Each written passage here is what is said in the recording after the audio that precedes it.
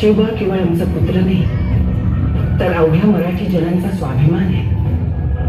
या मातेने आपला पुत्र गमावला तरी 72, परंतु भ्याडपणे पळून जाऊन या मराठी मुलखाचा स्वाभिमान गमावता कामा नये. बाळासाहेब आपला पुत्र आणि मराठी मुलखाचा स्वाभिमान विजयी टिळा लावूनच परत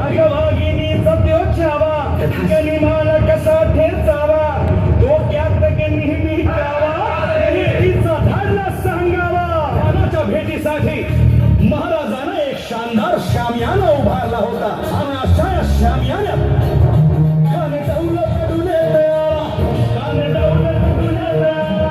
सय्यद त्याच्या संगतीला शिवबाच्या संगती महाराज राजाला पाहून खान म्हणतो कसा आओ आओ शिवाजी आओ हमारे गले लग जाओ. खानानं राजाला आलिंगन दिलं आणि दगा केला. अभिमान मान्या कटरीचा वार कर करा खर वाजे धारा चिलखत होते अंगाला खानाचा वार फुका गेला. खान यडपडला. इतक्यात महाराजानं पोटामध्ये पिचवट केला.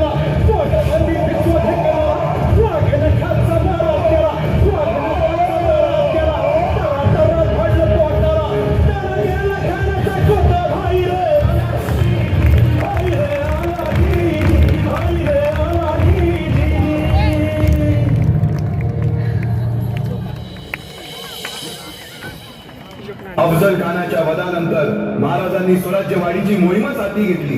पाहता पन्हाळ्यापर्यंतचा प्रदेश जिंकून घेतला. कोकणी ताब्यात घेतले.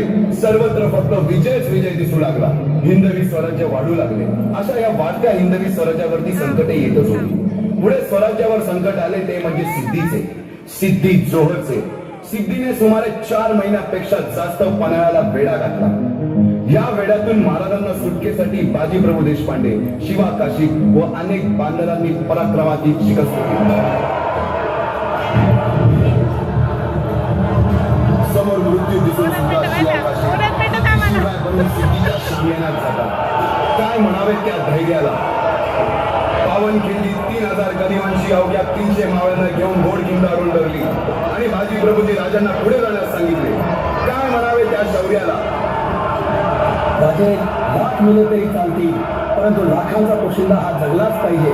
जा राजे जा, फक्त एक करा. विशाळगडावर पोहोचल्यावर तोफेचे 5 बार द्या. तोपर्यंत हा बाजी या खिंडीतच गनिम रोखून ठेवतो. पुरंदराच्या तळावेळी गुलालबाजींना माझ्या सैन्यात आलमगीर बादशाहकडून मनसब देतो असे आमिष दाखवणार त्या दिलेर खानासमोर गुलालबाजी स्वराज्याच्या पायी मागेल्या निष्ठेला आठवून तांडव करतात. काय म्हणावे त्या स्वामी निष्ठेला. पुढे राजांना आग्र्याला जावे लागले. तेथील औरंग्याच्या मगरमिठीतून निष्ठून आल्यावर तहा दिलेल्या किल्ल्यापैकी जेव्हा कोंडाळा घेण्याची वेळ आली तेव्हा स्वतःच्या मुलाचे लग्न बाजूला ठेवून सुभेदार तानाजी मालुसरे पुढे आले. काय म्हणावे त्या त्यागाला. ही मोहीम मॅच फटे करणार राजे. आधी लगीन कोंढाण्याचं, मग माझ्या रायबाचं.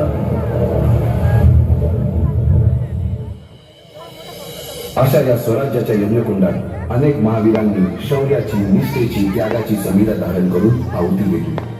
अशा कित्येक महावीरांनी पराक्रमाची पराकाष्ठा करत स्वराज्याचे एक दगड, चिऱ्या, पायऱ्या बसवल्या, घडवल्या. एक बुरुज बांधला गेला आणि आता वेळ आली त्या बांधलेल्या भक्कम